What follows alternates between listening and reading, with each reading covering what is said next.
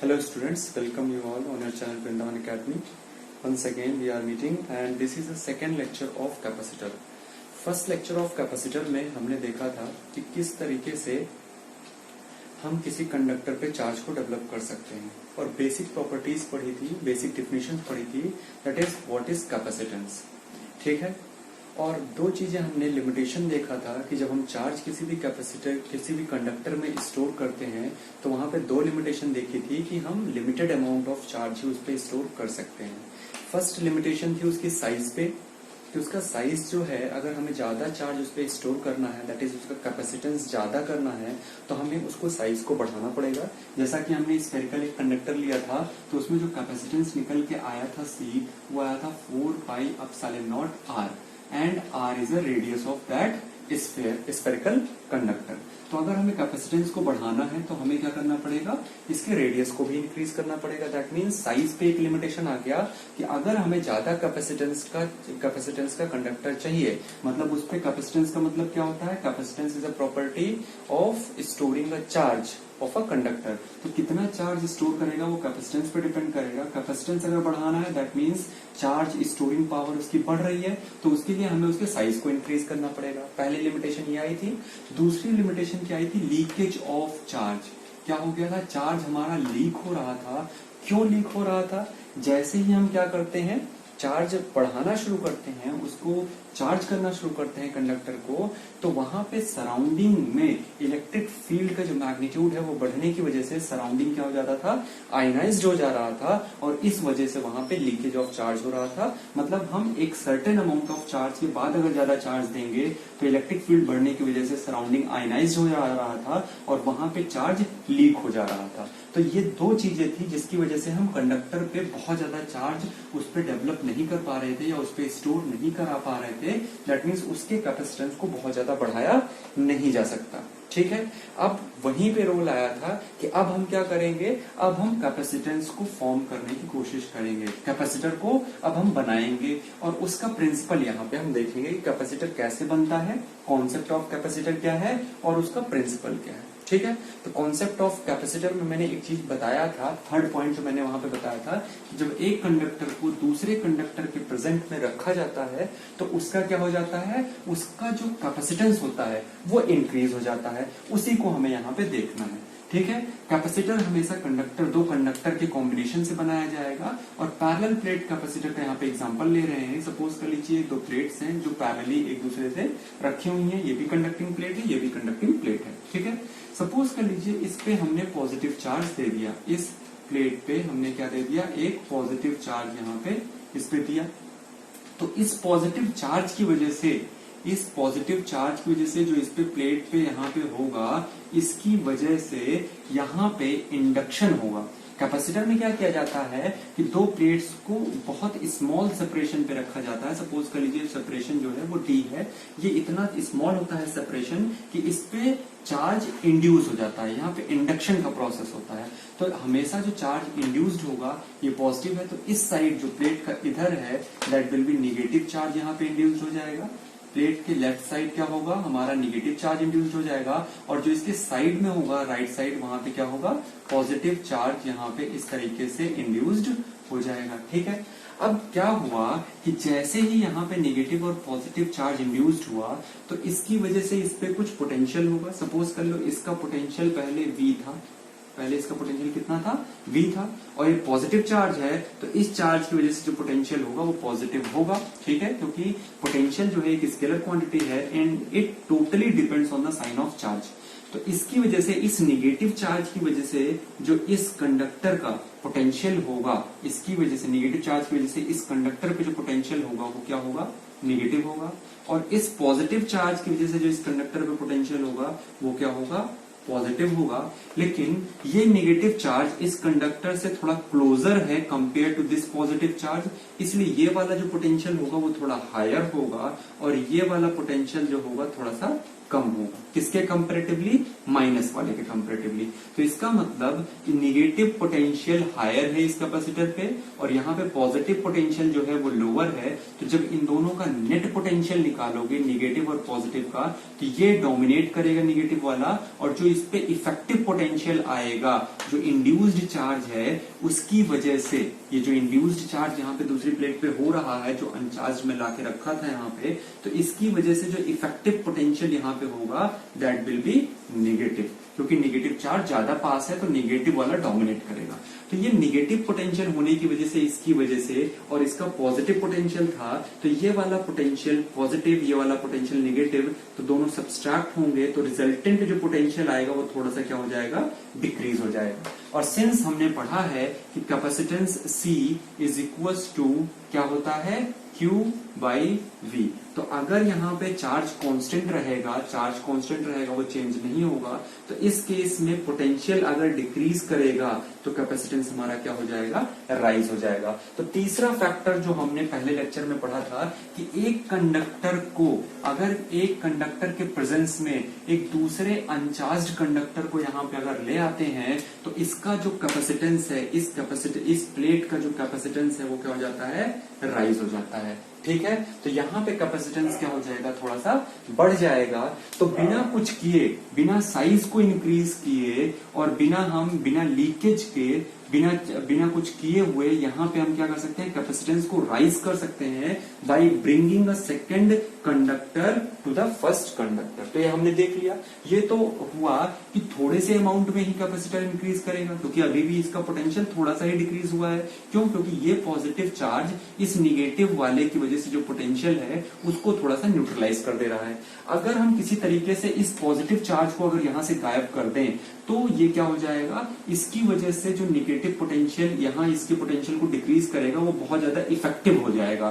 तो हम क्या करते हैं? कैपेसिटर में क्या किया जाता है? जो दूसरा प्लेट होता है कैपेसिटर को, उसको हम क्या कर देते हैं? अर्थिंग से कनेक्ट कर देते हैं। अर्थिंग का मतलब क्या होता है? Zero potential. जीरो पोटेंशियल होने की वजह से जब हम इस कंडक्टर को अर्थिंग से कनेक्ट कर देंगे तो इसका पोटेंशियल क्या हो जाएगा? जीरो प्लेट का। तो यहाँ पे जो पॉजिटिव चार्ज होगा वो इलेक्ट्रॉन अर्थ से निकलेगा और इसको क्या कर देगा? ये पॉजिटिव चार्ज को, जितने भी पॉजिटिव चार्ज हैं सबको क्या कर देगा? न्यूट्रलाइज कर देगा। Because we have to satisfied the condition that V is equal to zero. हमें V is equal to zero की कंडीशन को सेटिस्फाई यहाँ पे करना है कि इस प्लेट का पोटेंशियल जीरो होना चाहिए। उसके लिए ये हमने डिस्कस किया था, जब हमने अर्थिंग का कॉन्सेप्ट पढ़ा था तब ये हमने डिस्कस किया था कि कौन सा चार्ज यहाँ से गायब होगा। तो इसका पोटेंशियल जीरो होने के लिए यहाँ से पॉजिटिव चार्ज को यहाँ से गायब होना पड़ेगा, इसलिए अर्थ से इलेक्ट्रॉन आएगा और पॉजिटिव चार्ज को यहाँ से क्या कर देगा? न्यूट्रलाइज कर देगा। जैसे ही हम इसको अर्थिंग करेंगे, अब यहाँ पे जो पोटेंशियल है वो इसकी वजह से सिर्फ नेगेटिव होगा और इसकी वजह से जो पोटेंशियल था इस चार्ज की वजह से पॉजिटिव। तो अब ये जो पोटेंशियल है इसकी वजह से it is very very effective to decrease the potential of this positive charge. तो इसके पॉजिटिव चार्ज के पोटेंशियल को बहुत ज्यादा डिक्रीज कर देगा, जिससे यहाँ जो कैपेसिटेंस हो जाएगा वो बहुत ज्यादा इंक्रीज हो जाएगा। तो यही है प्रिंसिपल ऑफ द कैपेसिटर की कैपेसिटर को डिजाइन करने का जो प्रिंसिपल है वो यही है कि जब हम कैपेसिटर को डिजाइन करते हैं तो दो प्लेट्स को आपस में स्मॉल सेपरेशन पे रखते हैं और एक प्लेट को क्या कर देते हैं? अर्थिंग कर देते हैं, जिससे अगर इस पे पॉजिटिव चार्ज है तो दूसरे पे नेगेटिव चार्ज डेवलप हो जाता है और इससे इसका कैपेसिटेंस, जो कंडक्टर है इसका कैपेसिटेंस, दो कंडक्टर का जो कैपेसिटेंस होता है वो इंक्रीज हो जाता है। इसका capacitance in the presence of other conductor बहुत ज्यादा सिग्निफिकेंटली इंक्रीज हो जाता है और इस तरीके से हम क्या कर सकते हैं? इस पे बहुत ज्यादा चार्ज यहाँ पे डेवलप कर सकते हैं। ठीक है, तो इस तरीके से आप समझ गए होंगे कि कॉन्सेप्ट ऑफ कैपेसिटर क्यों आया और इसका प्रिंसिपल क्या है, किस तरीके से यहाँ पे हम इसको डिजाइन करते हैं। तो इसके प्रिंसिपल में क्या करते हैं? When we design a capacitor then we brought a conductor close to the conductor and the second plate of conductor is earthed with ground के साथ उसको क्या कर दिया जाता है? अर्थिंग कर दी जाती है, जिससे एक प्लेट पे पॉजिटिव चार्ज और दूसरे प्लेट पे निगेटिव चार्ज यहाँ पे डेवलप हो जाता है और इसका कैपेसिटेंस राइज हो जाता है। ठीक है, अब बात आती है किस तरीके से रिप्रेजेंट किया जाएगा कैपेसिटर को सर्किट में। तो जैसे हम रेजिस्टेंस को सर्किट में ऐसे जिगजैग मैनर में इस तरीके से रिप्रेजेंट करते थे, वैसे ही कैपेसिटर को सर्किट में दो प्लेट्स के द्वारा ऐसे रिप्रेजेंट किया जाएगा। This is the symbol of capacitor. ठीक है, this is the symbol of capacitor और पैरेलल प्लेट कैपेसिटर। जनरली आपको पूरे बुक में यही मिलेगा। और ये कैसा है, फिक्स्ड कैपेसिटर है। कैसा है, ये है हमारा फिक्स्ड कैपेसिटर। ठीक, और एक सिंबल और होता है, ये वाला सिंबल होता है जिसमें एक एरो ऐसे लगा दिया जाता है, तो इसको कहते हैं वेरिएबल कैपेसिटर। ठीक है, ये हमारा वेरिएबल कैपेसिटर है। ऊपर वाला जो हमारा कैसा है, फिक्स्ड कैपेसिटर है।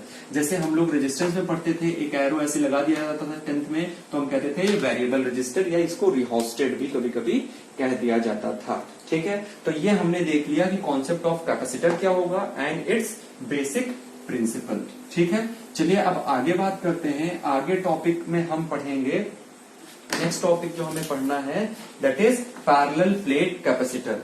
पैरेलल प्लेट कैपेसिटर क्या है? Parallel plate capacitor is a capacitor which is designed by the plates kept parallel to each other. तो सपोज कर लीजिए पैरेलल प्लेट कैपेसिटर में हम क्या पढ़ने जा रहे हैं, पैरेलल प्लेट कैपेसिटर। ठीक है, इसमें क्या किया जाता है पैरेलल प्लेट कैपेसिटर में कि दो प्लेट्स ली जाती हैं इस तरीके से।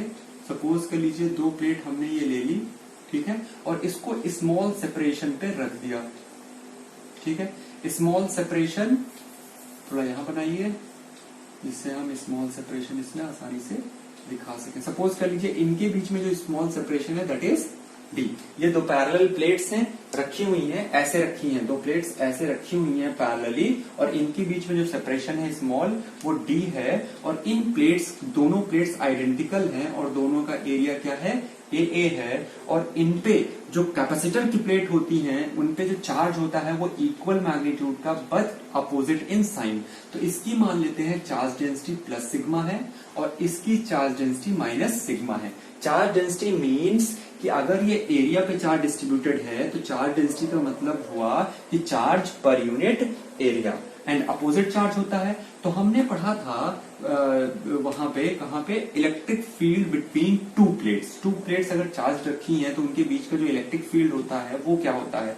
तो तीन रीजन में हमने डिवाइड किया था, beyond this and beyond left side of this plate and right side of this plate, और एक इन दोनों के बीच का रीजन। तीन रीजन में हमने डिवाइड किया था। तो देखा था बियॉन्ड दिस इलेक्ट्रिक फील्ड 0 आती है, इसके लेफ्ट साइड इलेक्ट्रिक फील्ड 0 आती है क्योंकि अपोजिट चार्ज हैं दोनों प्लेट। ठीक है, और यहाँ पे जो इलेक्ट्रिक फील्ड निकल के आती है that is sigma upon epsilon not. अगर यहाँ पे एयर है, कोई भी मीडियम यहाँ पे नहीं रखा है तो इलेक्ट्रिक फील्ड की जो डायरेक्शन होगी हमेशा पॉजिटिव से निगेटिव की तरफ। तो इस तरीके से कुछ इलेक्ट्रिक फील्ड की डायरेक्शन होगी। और देखिए यहाँ पे ये एक यूनिफॉर्म इलेक्ट्रिक फील्ड होगी क्योंकि सिग्मा अपॉन एप्सिलॉन नॉट, कोई भी यहाँ पे वेरिएबल फैक्टर नहीं है, और sigma is a constant that is uniform charge density. यहाँ पे सिग्मा है इसलिए इलेक्ट्रिक फील्ड इसके अक्रॉस यूनिफॉर्म पैरेलल लाइन के द्वारा इक्विडिस्टेंस दिखाई जाएंगी। तो अब यहाँ पे मान लें two parallel conducting plate separated by small distance, area A and charge density sigma यहाँ पे दी गई है।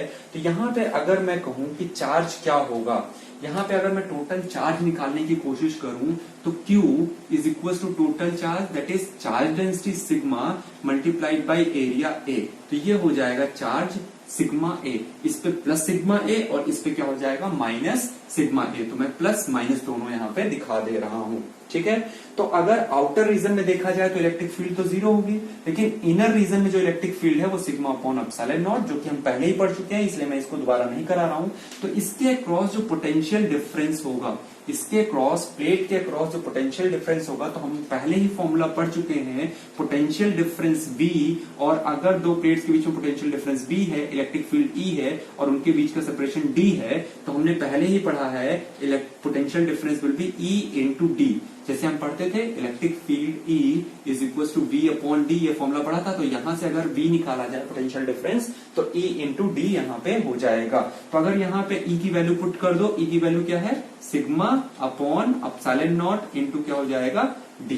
तो ये हो गया हमारा V और ये हो गया हमारा Q, दोनों चीजें मिल चुकी हैं। तो कैपेसिटेंस का फॉर्मूला क्या कहता है, capacitance C is equal to Q upon V होता है। ये फॉर्मूला हम बेसिक फॉर्मूला पढ़ चुके हैं, चार्ज, कैपेसिटेंस और पोटेंशियल डिफरेंस में रिलेशन। तो यहाँ पे हमारे पास Q दिया है, Q क्या है, सिग्मा A, ठीक है, और V हमारे पास क्या आ गया है, sigma epsilon not into T. Sigma से सिग्मा कैंसिल हो जाएगा और ये आएगा epsilon not A upon D. तो यहाँ पे जो C का फॉर्मूला आ गया कैपेसिटेंस C का, of parallel plate capacitor having area A and separated by separation between the plates are small d। तो यहाँ पे C का फॉर्मूला है epsilon not A upon D. अब किन किन फैक्टर्स पे ये डिपेंड करता है, तो ये हमें रिजल्ट, इसका डेरिवेशन हमें मिल गया। अब बात करते हैं ये किन किन फैक्टर्स पे डिपेंड करेगा। फैक्टर्स कौन कौन से हैं जिसपे ये कैपेसिटेंस C डिपेंड करेगा। तो पहला जो फैक्टर है वो तो हमारा है एरिया ऑफ प्लेट्स। और एरिया ऑफ प्लेट्स किस पे डिपेंड करेगा, ज्योमेट्रिकल कंस्ट्रक्शन ऑफ प्लेट। तो ठीक है, तो ज्योमेट्री पे डिपेंड करता है। दूसरा है सेपरेशन, ठीक है, किस पे डिपेंड करेगा, सेपरेशन बिटवीन प्लेट्स। प्लेट्स के बीच का सेपरेशन क्या है, जिसको यहां स्मॉल डी से रिप्रेजेंट किया गया है। और तीसरा फैक्टर जो है वो है क्या, मीडियम, ठीक है, मीडियम बिटवीन प्लेट्स। प्लेट्स के बीच का मीडियम कौन डिसाइड कर रहा है, epsilon not, that is permittivity. Nature of the medium between the plates क्या है, वो एप्सिलॉन नॉट डिफाइन कर रहा है। यहाँ एयर है तो एप्सिलॉन नॉट, अगर कोई डाइलेक्ट्रिक आ जाएगा तो कोई भी अगर अदर मीडियम आ जाए तो वहां उस मीडियम की परमिटिविटी हो जाएगी और दैट इज एप्सिलॉन नॉट के हो जाएगी। तो यहाँ पे अगर अदर मीडियम आ जाता है तो वहां पे इसका कैपेसिटेंस हो जाएगा एप्सिलॉन नॉट के टाइम्स A अपॉन डी। तो यही तीन फैक्टर है जिसपे ये डिपेंड कर रहा है। ये सारी हो गई बात पैरेलल प्लेट कैपेसिटर की। इसका फॉर्मूला हमने देख लिया क्या निकल के आता है, किन किन फैक्टर्स पे डिपेंड करता है वो भी हमने यहाँ पे देख लिया। चलिए आगे बढ़ते हैं। अब डिफरेंट टाइप के कैपेसिटर्स का हमें कैपेसिटेंस का फॉर्मूला यहाँ पे लिखना है या डेराइव करना है, जो भी आप करना चाहें वो कर सकते हैं। तो उसमें देखते हैं सबसे पहला जो है दैट इज स्फेरिकल कैपेसिटर, ठीक है। डिफरेंट ज्योमेट्री के कैपेसिटर्स यहाँ पे बनेंगे। तो स्फेरिकल कैपेसिटर में जो दो प्लेट्स ली जाएंगी वो स्फेरिकल शेप में होंगी, ठीक है। स्फेरिकल कैपेसिटर में जो भी दो प्लेट ली जाएंगी, पैरेलल प्लेट कैपेसिटर में पैरेलल प्लेट्स ली गई हैं, तो यहाँ पे दो स्फेयर लिए जाएंगे। सपोज कर लो ये एक स्फेयर है, इसके ऊपर एक और स्फेरिकल शेल इस तरीके से ऐसे रख दिया गया। तो ये हमारा जो कैपेसिटर बनेगा दैट इज स्फेरिकल कैपेसिटर बनेगा। तो यहाँ पे सपोज कर लीजिए this is centre of to concentric spherical shells. तो यहाँ पे सपोज कर लीजिए इसको हमने निगेटिव चार्ज दे दिया, ये वाला चार्ज जो है इस पे निगेटिव चार्ज है, किस पे, अंदर वाले कैपेसिटर पे सपोज कर लीजिए निगेटिव चार्ज है, और बाहर वाले कैपेसिटर पे जो इंटरनली इंडक्शन की वजह से जो चार्ज डेवलप हुआ है that is positive charge. Opposite charge होंगे दोनों प्लेट्स पे, ठीक है। यहाँ पे कितना है, पॉजिटिव चार्ज है।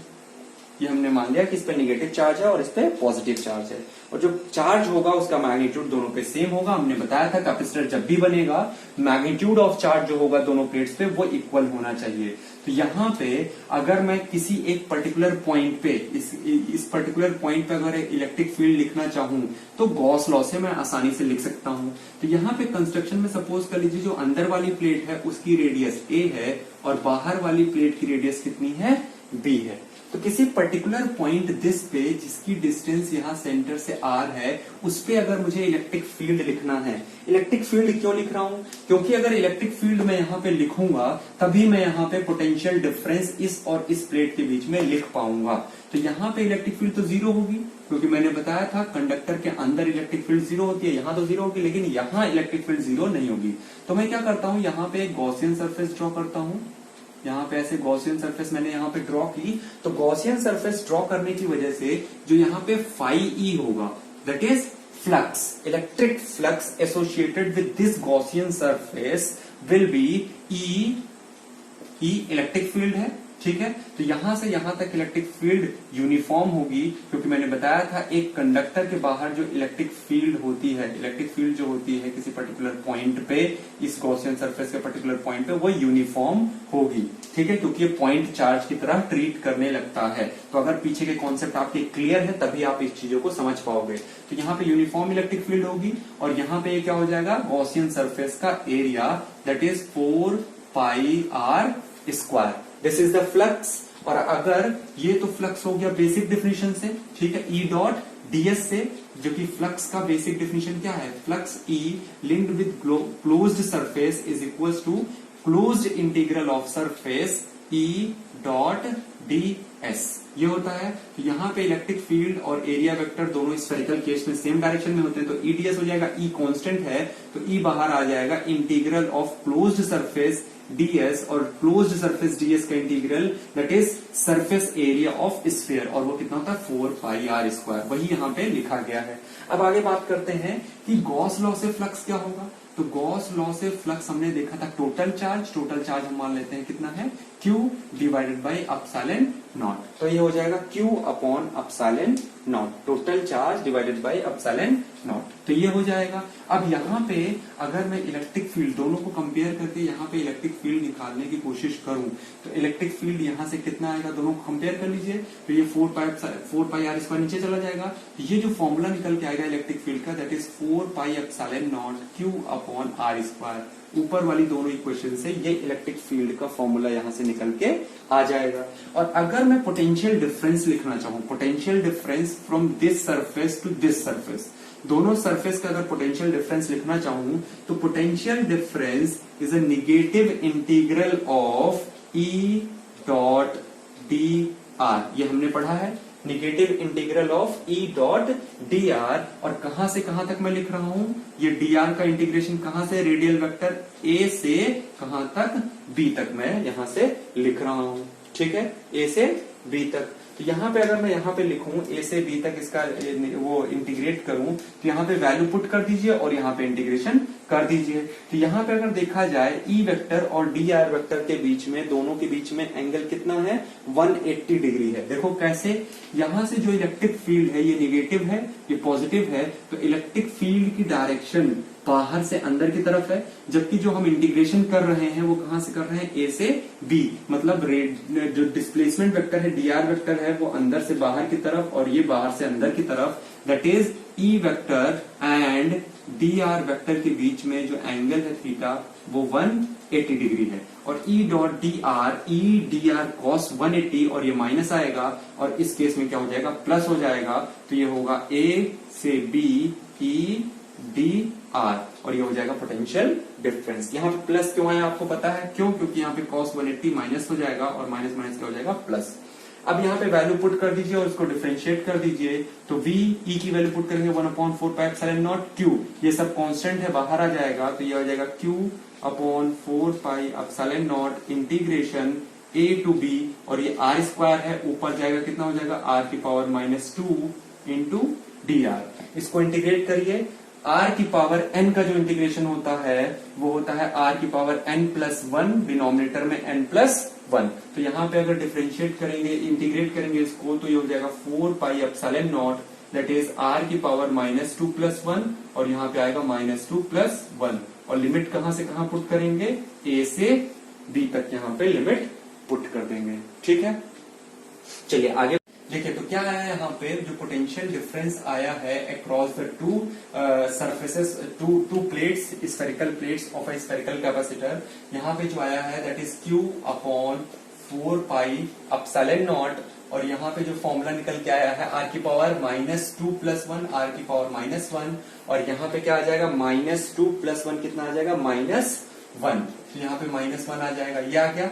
तो यहाँ पे जो फॉर्मूला निकल के आएगा Q upon 4 pi epsilon naught, और यहाँ पे क्या आ जाएगा, माइनस, तो ये -1 अपॉन r, और a से b तक लिमिट अप्लाई कर दीजिए, तो ये हो जाएगा Q 1/4 pi, Q upon 4 pi epsilon naught, ये upper limit 1/b minus of lower limit, और माइनस माइनस कर जाएगा +1/a, तो ये फॉर्मूला आ जाएगा v, पोटेंशियल का, तो पोटेंशियल डिफरेंस आ जाएगा Q upon 4 pi epsilon not. यहाँ सॉल्व करिए, ये आगे आ जाएगा, ये पीछे चला जाएगा, तो यहाँ पे जो एलसीएम आएगा वो आएगा AB, ठीक है, और यहाँ पे आ जाएगा B माइनस A। ये पोटेंशियल डिफरेंस का फॉर्मूला आ गया। ये हमारा आ गया potential difference. This is equation 2, this is equation 1 मान लेते हैं, ये इक्वेशन 1 है। अब हम क्या कर सकते हैं, यहाँ पे हम कैपेसिटेंस आसानी से लिख सकते हैं। तो capacitance C is equal to Q by V। ये फॉर्मूला अप्लाई कर दीजिए, तो हो जाएगा Q divided by Q upon 4 pi epsilon naught, और ये हो जाएगा B minus A upon A B। अब देखिए क्या हो जाएगा, यहां से फॉर्मूला निकलेगा, जो कैपेसिटेंस C का जो फॉर्मूला आ रहा है दैट इज 4 पाई, यहाँ आ जाएगा 4 पाई एप्सिलॉन नॉट, और यहाँ पे ऊपर आएगा AB, ऊपर चला जाएगा, और ये हो जाएगा B माइनस A। तो ये जो रिजल्ट निकला है यहाँ पे कैपेसिटेंस C का, वो कितना निकला है, 4 pi epsilon not AB upon B minus A। Screenshot ले लीजिए, या आप अगर साथ में नोट्स बना रहे हैं तो उसको लिख लीजिए। तो ये डेरिवेशन जो है, mainly derivation is not important, लेकिन प्रोसेस क्या है, क्योंकि अगर कोई क्वेश्चन दे दिया जाए कि डिराइव ही करिए, तो प्रोसेस क्या है, कैसे हम डिराइव करेंगे, वो यहाँ पे आना चाहिए आपको, ठीक है। चलिए आगे बढ़ते हैं। अब बात करते हैं कि यहाँ पे जो फॉर्मूला निकल के आया है वो किस तरीके से निकल के आया है। तो यहाँ पे क्या है, फॉर्मूला जो निकला है ये निकल के आया है कैपेसिटेंस C का 4 पाई एप्सिलॉन नॉट, और यहाँ पे आया है AB और B माइनस A। ये कैपेसिटेंस का फॉर्मूला निकल के आया। तो कैपेसिटेंस किस पे डिपेंड कर रहा है, तो फैक्टर जो कैपेसिटेंस को इफेक्ट करेंगे, जो इस पे डिपेंड करेंगे, जो कैपेसिटेंस जिन फैक्टर पर डिपेंड करेगा, एक तो मीडियम क्या है, किसके बीच में, प्लेट्स के बीच में मीडियम क्या है, ये दोनों प्लेट्स के बीच में मीडियम क्या है, वो जो कि एप्सिलॉन नॉट, अगर एयर है तो एप्सिलॉन नॉट, अगर एयर नहीं है कोई मीडियम है तो एप्सिलॉन M, वो आपको पता है, अभी हमने पीछे डिस्कस किया। और रेडियाई पे डिपेंड करेगा, किस पे डिपेंड करेगा, रेडियाई, जो हमारी रेडियाई है A और B, radii of a capacitor, उन पे डिपेंड करेगा। इन दोनों के बीच का सेपरेशन क्या है, वही रेडियाई को यहाँ पे रिप्रेजेंट कर रहा है। ये B माइनस A क्या है, इन दोनों के बीच का सेपरेशन ही तो है। B माइनस A कभी कभी क्या देता है, हमें रेडियाई ना देके B माइनस A दे देगा, प्लेट्स के बीच का सेपरेशन और उनके रेडियाई का प्रोडक्ट दे देगा। तो उस तरीके से क्वेश्चन को हम आसानी से सॉल्व कर सके, इसलिए यहाँ पे एनालाइज कर लीजिए, ठीक है। ये एक फॉर्मूला हो गया किसके लिए, स्फेरिकल प्लेट कैपेसिटर के लिए। ऐसे ही एक फॉर्मूला डिराइव होता है सिलेंड्रिकल प्लेट कैपेसिटर के लिए। देखिए सिलेंड्रिकल प्लेट कैपेसिटर के लिए क्या हो जाएगा, लिख लीजिएगा आप लोग, सिलेंड्रिकल प्लेट कैपेसिटर। इसमें क्या करेंगे हम लोग, जो प्लेट्स लेंगे वो सिलेंड्रिकल शेप में होगा। ये इस तरीके का, एक ये हो गया सिलेंड्रिकल शेप, ठीक है। अब एक कंडक्टर हमें और चाहिए होगा, क्योंकि 2 कंडक्टर होने चाहिए तभी कैपेसिटर बनता है। तो एक कैपेसिटर, सपोज एक कंडक्टर मान लीजिए, दूसरा सिलेंड्रिकल कैपेसिटर जो है, दूसरा सिलेंड्रिकल कंडक्टर ये है, ठीक है। तो 2 कंडक्टर्स हो गए, एक ये हो गया, एक ये हो गया। सपोज कर लो इस पे पॉजिटिव चार्ज है, इस कंडक्टर पे अगर पॉजिटिव चार्ज है इस तरीके से, ठीक है, तो यहाँ पे क्या हो जाएगा, इस पे निगेटिव चार्ज डेवलप हो जाएगा इंडक्शन की वजह से, ठीक है। अंदर की तरफ इस पे निगेटिव चार्ज डेवलप हो गया, तो इस तरीके से कैपेसिटर यहाँ पे बन जाएगा। तो यहाँ पे क्या होगा, यहाँ पे इसकी कुछ लेंथ होगी, इसकी लेंथ हम मान लेते हैं L, और इसका जो है रेडियस है A, अंदर वाला जो सिलेंडर है उसका, और बाहर वाले सिलेंडर का रेडियस है B। तो इस केस में जो यहाँ पे फॉर्मूला निकल के आता है, वो क्या निकल के आता है, उसका डेरिवेशन आप लोग खुद करेंगे, ठीक है। इंपॉर्टेंट नहीं है, सच एज सीबीएसई के पर्सपेक्टिव से इंपॉर्टेंट नहीं है, और पर्सपेक्टिव से इंपॉर्टेंट हो सकता है किसी में हो। सीबीएसई बोर्ड में यहाँ पे इसका डेरिवेशन नहीं है, लेकिन इसका फॉर्मूला आपको पता होना चाहिए। जो इसका फॉर्मूला होता है किसका, कैपेसिटेंस C का, वो किन किन फैक्टर्स पे डिपेंड करता है। It is 2 pi epsilon not lambda, वो सॉरी यहाँ पे लैम्डा नहीं होगा, यहाँ पे L होगा, length of that conductor, cylindrical conductor का जो लेंथ है उस पे डिपेंड करेगा।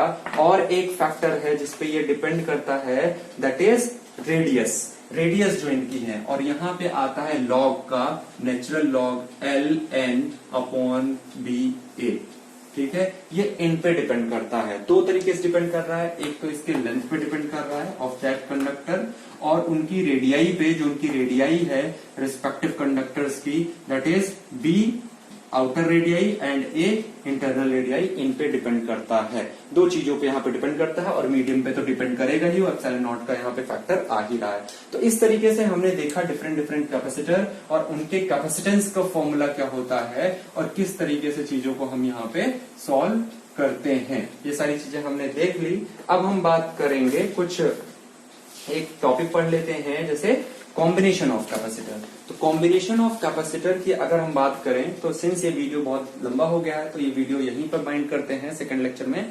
थर्ड लेक्चर में मैं आपको कॉम्बिनेशन ऑफ कैपेसिटर पढ़ाऊंगा। कैपेसिटर में एनर्जी स्टोर होती है, तो वो इलेक्ट्रिकल एनर्जी किस तरीके से स्टोर होती है, इलेक्ट्रिकल पोटेंशियल एनर्जी, और किस तरीके से वो स्टोर होने के बाद क्या फॉर्मूला निकल के आता है वहां पे। उसके बाद हम वहां पे पढ़ेंगे electrical charge, electrical potential energy. जब किसी दो प्लेट्स के बीच में इलेक्ट्रिक फील्ड ई गिवन हो तो वहां पे ई के टर्म में जो इलेक्ट्रिकल पोटेंशियल एनर्जी डेंसिटी आती है उसका डेरिवेशन हम वहां पे डिराइव करेंगे। तो तब तक आप ये वीडियो देखिए और जितने भी क्वेश्चंस हो सकते हैं पैरेलल प्लेट कैपेसिटर्स पे उसको सॉल्व करिए। उसके बाद नेक्स्ट वीडियो में हम कॉम्बिनेशन ऑफ कैपेसिटर्स देखेंगे। Thank you so much.